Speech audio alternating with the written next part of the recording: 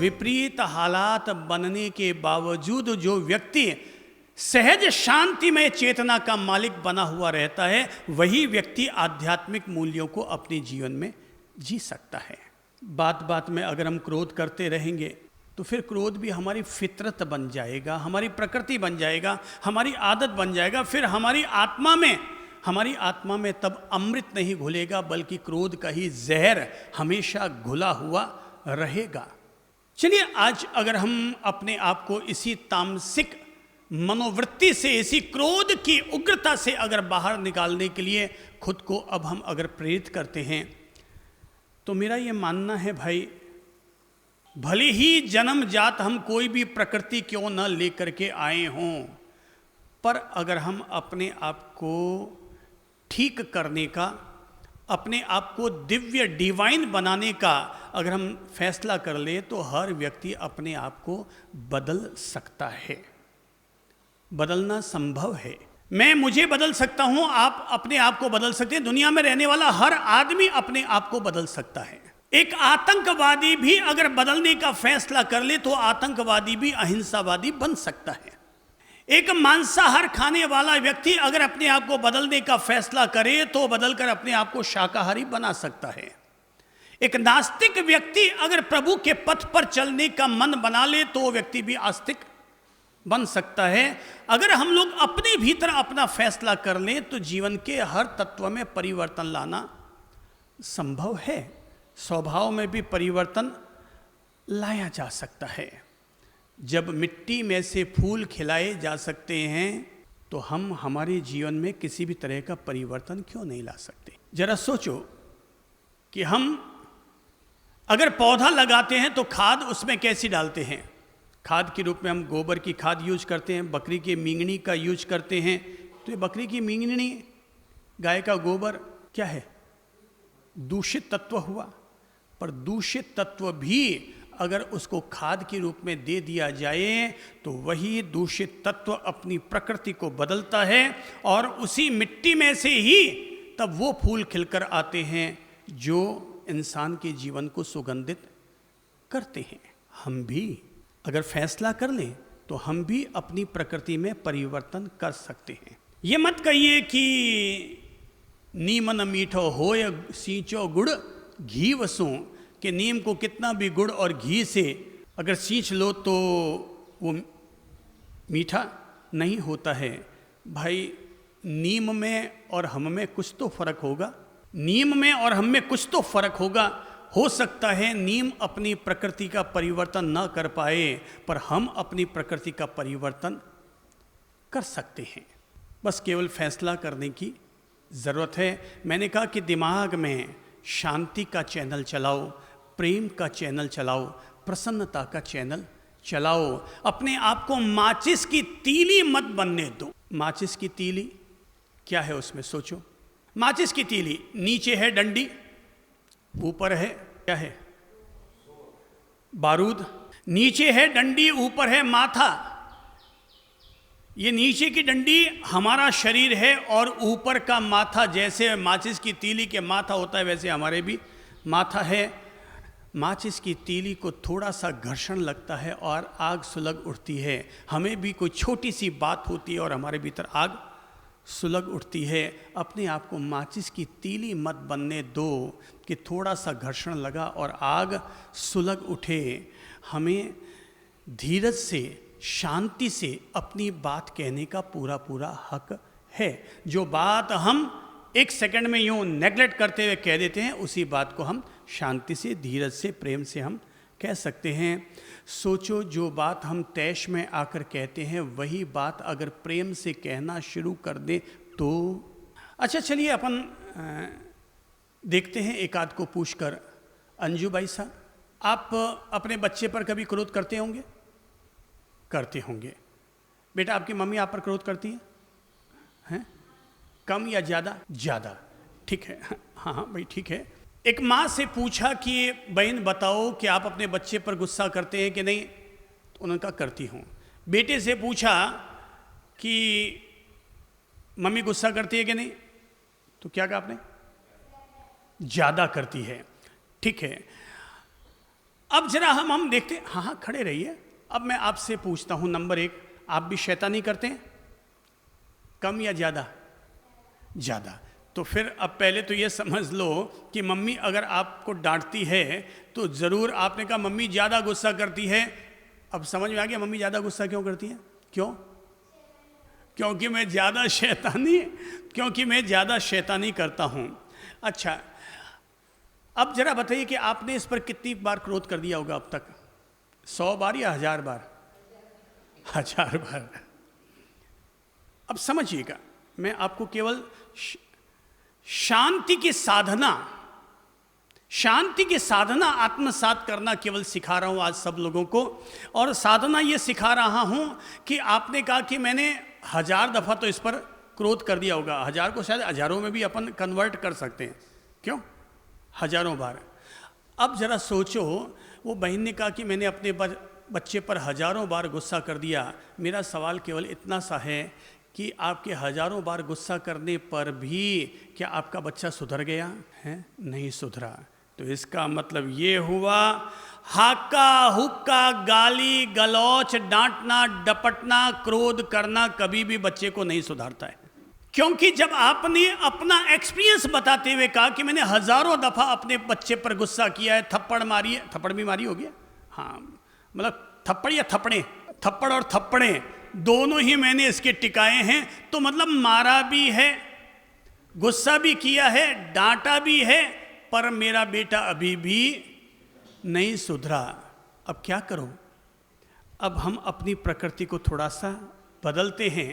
एक प्रयोग तो हमने करके देख लिया, हक्का हुक्का करके तो हमने ये प्रयोग तो करके देख लिया, और उसका परिणाम तो 0 पर है। उसका परिणाम तो 0 है। हमने अपने बच्चे पर इतना गुस्सा कर करके देख लिया, डांट डपट के थप्पड़े मार मार के देख लिया, पर परिणाम क्या आया? 0। ये अभी भी वैसा का वैसा शैतान है। और सच्चाई तो ये कि पहले से ज्यादा शैतान है। अब इसके मन में आ गया, मम्मी तो कहते काम ये, वो 2 मिनट बोलेगी, अब हाँ करेगी और चुप हो जाएगी, हाँ हूँ करेगी और 2 मिनट में चुप हो जाएगी। अब क्या करते हैं अपन? अपनी प्रकृति को भी बदलते हैं, इस उम्मीद के साथ कि अब मेरे बच्चे की प्रकृति भी बदल जाएगी। आने वाले 30 दिन के लिए पिछले 10 साल तो हमने हाका हुक्का में लगाया, अब आने वाले केवल 10 दिन या 30 दिन के लिए हम एक प्रयोग करते हैं। अब आने वाले 30 दिन के लिए मैं अपने बच्चे को जब भी कुछ कहना होगा, बैठाऊंगी प्रेम से और उसको केवल प्यार से समझाऊंगी। क्या करूंगी? अब मैं 10 दिन के लिए, मैं तो कहता हूं 30 दिन के लिए, अब एक प्रयोग करके देखो। अभी हमने जो प्रयोग किया था उसने तो अशांति को जन्म दिया, अब मैं जो प्रयोग करने की प्रेरणा दे रहा हूं वो शांति को जन्म देगा। आपके बच्चे के दिल में अभी मम्मी के लिए पॉजिटिव छवि है या नहीं है, पर अगर आपने बच्चे को शांति से समझाना शुरू कर दिया तो 30 दिन के बाद वो अपने आप खुद आकर के मम्मी के डेली पांव छूना शुरू कर देगा और लोगों से कहेगा my mother is great, my mother is great. अब अपनी प्रकृति को बदलते हैं और 30 दिन के लिए अब हम अपने बच्चे को प्यार से बैठा के, देखो बेटा तुमने उस दिन ऐसी बदमाशी की, देखो बेटा उसका भी गिलास फूट गया, उसने अपने को ओढ़ बा दिया, बताओ तेरी वजह से मुझे ओढ़ बात सुनना पड़ा, ओढ़ बात सुनना अच्छी बात है? वो कहेगा नहीं मम्मी ओढ़ बात सुनना अच्छी बात नहीं है। तो अब कल से क्या करेंगे? वो झट से कहेगा मम्मी अब मैं दोबारा जब खेलूंगा तो सावधानी रखूंगा।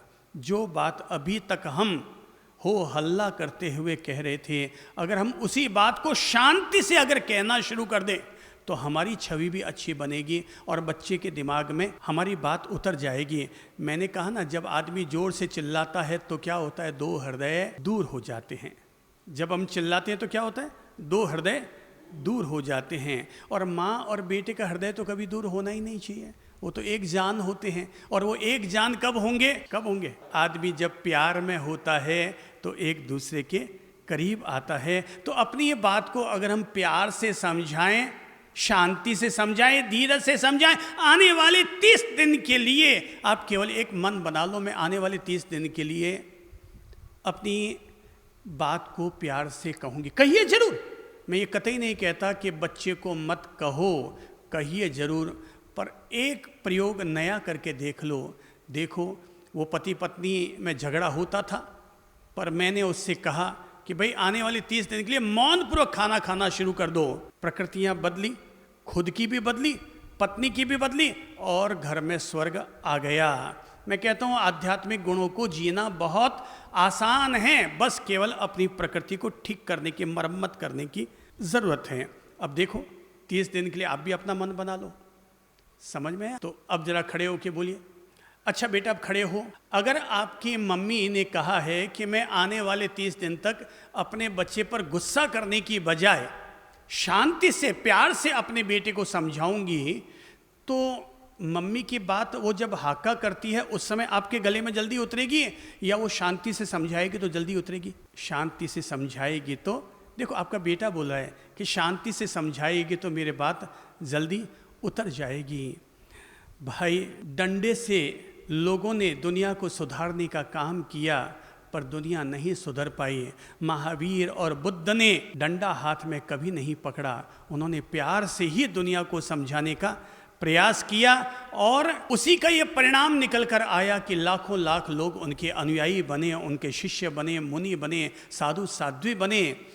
जो ताकत प्यार में होती है वो ताकत कभी भी तकरार में नहीं होती। तो थोड़ा बेटे के पास आइए, अब बेटे के माथे पर हाथ रखकर बोलिए, बेटा अब आने वाले 30 दिन के लिए, 31वें दिन आपको गुस्सा करने की छूट है, अगर ये ना आपकी बात माने तो, हाँ ना माने तो 30 दिन के लिए तो अपन एक नया प्रयोग करके देख ही सकते हैं। तो बेटे के माथे पर हाथ रख के कह दीजिए कि बेटा अब मैं आने वाले 30 दिन के लिए चाहे कुछ भी नुकसान हो जाए पर तुझे प्यार से ही समझाऊंगी। वेरी गुड, वेरी गुड, ताली बजाइए, इनका अभिनंदन कीजिए। मम्मा ने आपके साथ वादा किया है कि चाहे कुछ भी हो जाए मैं आने वाले 30 दिन के लिए अपने बेटे को प्यार से समझाऊंगी, तो आप मम्मा से क्या वादा करेंगे? मैं थोड़ा मम्मी के हाथ में हाथ रखकर बोलिए, मैं शैतानी नहीं करूंगा।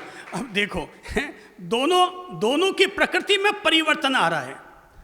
ये कभी मत समझो कि परिवर्तन नहीं आ सकता, हर चीज में समाधान समाहित है। अगर हम समाधान का हिस्सा बनना शुरू हो जाते हैं तो हर चीज का समाधान हो सकता है। हम ही अगर समाधान का हिस्सा बनने को तैयार नहीं होते हैं तो हर चीज समस्या थी, समस्या है और समस्या बनी रहती है। देखो प्रकृति बदलती है। विराजिए, मैं आपको ये बात क्यों कह रहा हूं कि प्रकृति बदल सकती है? आम तौर पर यही कहा जाता है कि सांप हमेशा डंक मारता है, दूध पिला दो तो भी वो जहर ही उगलता है। पर अपन सब लोग अपनी आंखों के सामने एक ऐसे नागराज को लेकर के आए जिस नागराज की फुफकार पड़ने से जंगल के पेड़ पौधे भी जल करके नष्ट हो जाया करते थे। वही नागराज चंड कौशिक महावीर के सानिध्य में पहुंचता है। महावीर तो शांति के दूत हैं, महावीर तो शांति के पुरोधा हैं, महावीर तो शांति के प्रवर्तक हैं, महावीर तो शांति के पुजारी हैं। तो नागराज गया होगा उनको भी डंक मारने के लिए, पर महावीर शांत थे, शांति दूत बने रहे। उनके हृदय से, उनकी आंखों से, उनके मन से, उनके आचरण से, उनके शब्दों से शांति का ही संचार होता था। तो महावीर ने केवल उससे इतना ही कहा था, शांत शांत शांत। कहते हैं कि महावीर ने जब दीक्षा ग्रहण की थी तो दीक्षा ग्रहण करने के बाद उन्होंने केवल ज्ञान प्राप्त न हो जाए तब तक के लिए उन्होंने अखंड मौन व्रत धारण कर रखा था, और अपने साधना काल के, साधना के 12.5 वर्ष के दौरान उन्होंने केवल एक बार एक शब्द का उच्चारण किया, और वो शब्द उस चंड कौशिक नागराज को कहा गया था, और वो शब्द था शांत शांत शांत। आप समझ लो महावीर के संपूर्ण साधना का सार एक शब्द में समाया है, और वो है शांत। हमें कोई कुत्ता भौंकता है, गली से हम गुजर रहे हैं और कुत्ता भौंकना शुरू करता है तो हम क्या कहते हैं? शांत शांत शांत।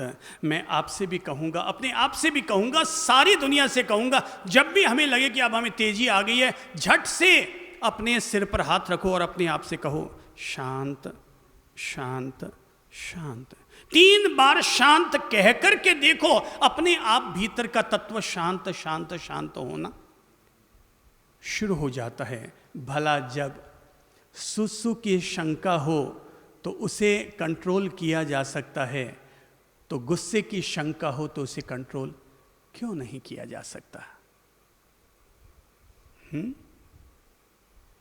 मैं फिर कहता हूं, कहना आपका अधिकार है, कहना मेरा अधिकार है, हमें ज़रूर कहना चाहिए, बस केवल कहने के तरीके में फर्क है।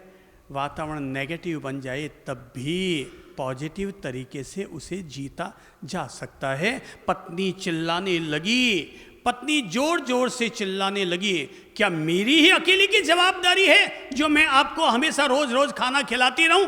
क्या मेरी अकेली की जवाबदारी है, आपकी कोई जवाबदारी नहीं बनती? पति ने झट से वातावरण को पॉजिटिव बनाया और पॉजिटिव बनाते हुए कहा, देख भाई, कैदी को खाना खिलाना तो सरकार का ही जिम्मेदारी होती है। कैदी को खाना खिलाना तो सरकार की ही जवाबदारी होती है। खाओ आगा। और खाना खिलाना शुरू कर दिया। क्या लाइन क्या कही मैंने अभी? कैदी को खाना खिलाने की तो सरकार की ही जवाबदारी होती है। अगले को वापस थोड़ा सा सरकार कहा, थोड़ा सा एक सम्मान सूचक शब्द दिया और अगला उतने में शांत शांत शांत होता चला गया। हमें अपनी प्रकृति में परिवर्तन लाना होगा और ये बात पूरे दृढ़ता के साथ दिल में उतार लीजिए कि प्रकृति में परिवर्तन लाया जा सकता है। 100% परिवर्तन लाया जा सकता है अगर हम केवल फैसला कर लें तो। खुद ही खुद को आदमी बदलता है। दुनिया में किसी दूसरे की ताकत नहीं होती जो किसी दूसरे को बदल सके। अब माँ बेटे को ना बदल पाई और बेटा माँ को ना बदल पाया।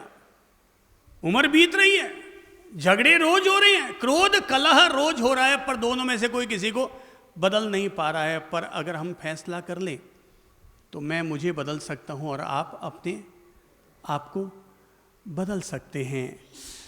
भाई, मरने के लिए तो आदमी को केवल एक बार जहर पीना पड़ता है, पर जीने के लिए तो रोज रोज ही जहर पीना पड़ता है। शांति से पिया जा सकता है, जिया जा सकता है, उसी बात को धीरज से कहा जा सकता है। गुस्सा करते रहेंगे, हाका हुका करते रहेंगे तो क्रोध में तो भाई जबान कम चलती है और राइफल ज्यादा चलती है। क्रोध में जबान कम चलती है, जबान से राइफल ज्यादा चलती है। क्रोध अगर हमारी प्रकृति बन जाएगा तो शादी करके लाए थे तब तो पत्नी हमें चंद्रमुखी ही नजर आती थी, पर क्रोध अगर हमने अपने जीवन का हिस्सा बना लिया तो वही चंद्रमुखी क्या बन जाएगी? सूरजमुखी। और फिर हाँ बोलो ना, अपना एक्सपीरियंस बोलते जाओ ना भाई। अच्छा, मेरे साथ ऐसा नहीं है भाई। यहाँ पर केवल वही बोलो जो खुद का एक्सपीरियंस है। वो कहते हैं कि मेरे साथ ऐसा नहीं हुआ। अभी अपने आप को झांकने की बात है। ये तो चातुर्मास चल रहा है और चातुर्मास में तो हर व्यक्ति जीवन परिवर्तन के लिए स्वयं को प्रस्तुत करता है। और जीवन परिवर्तन स्वजीवन परिवर्तन, इसलिए स्व की बात बताओ। अगर क्रोध हमारी प्रकृति बन जाएगा तो जो पत्नी हमें चंद्रमुखी लगती थी वही क्या लगेगी? आप बोलने की हिम्मत नहीं कर रहे हैं। बोले यार, पत्नी मेरी सामने बैठी है तो कहते हैं आपने तो मुझे बहुत पहले क्रोध का त्याग करवा दिया था, इसलिए मेरी पत्नी भले ही सूरजमुखी या ज्वालामुखी बनी होगी पर अब तो वो हमेशा चंद्रमुखी नजर आती है। अरे कितनी बड़ी बात हो गई, वो थी तो चंद्रमुखी ही, पर हमारे क्रोध के चलते वो हमें सूरजमुखी और ज्वालामुखी नजर आती थी। तुम अगर चंद्र प्रभु बन जाओ तो अगला चंद्रमुखी अपने आप बन जाएगा। तुम अगर अपने आप को शांति प्रिय बना लो तो अगला तो शांति दूत अपने आप बन जाएगा। चंद्रमुखी रहेगी, ता जिंदगी रहेगी। बस केवल हम अपनी प्रकृति को क्या करें? यहाँ गर्म है और नरम है तो क्या करो? इस गर्मी को नरमी में बदलो। पर क्या करें? 1 सेकंड लगता है और अंदर से क्रोध की चिंगारी फुदक उठती है। कितनी गजब की बात है। लोग काजू बादाम फ्रीज में रख लेते हैं, वो ठंडे तो हो जाते हैं पर उनकी प्रकृति ठंडी होती है क्या? हैं? काजू बादाम की प्रकृति फिर भी वैसी की वैसी गरम की गरम बनी रहती है। इसलिए क्या करो? उसे भिगो दो। बादाम को भिगो दो तो उसकी प्रकृति चेंज हो जाएगी। हम भी अपने आप को अगर थोड़ा सा भिगो लें, प्रेम से, शांति से, प्रसन्नता के रस से अगर हम अपने आप को भिगो लें तो हमारी प्रकृति भी बदल सकती है।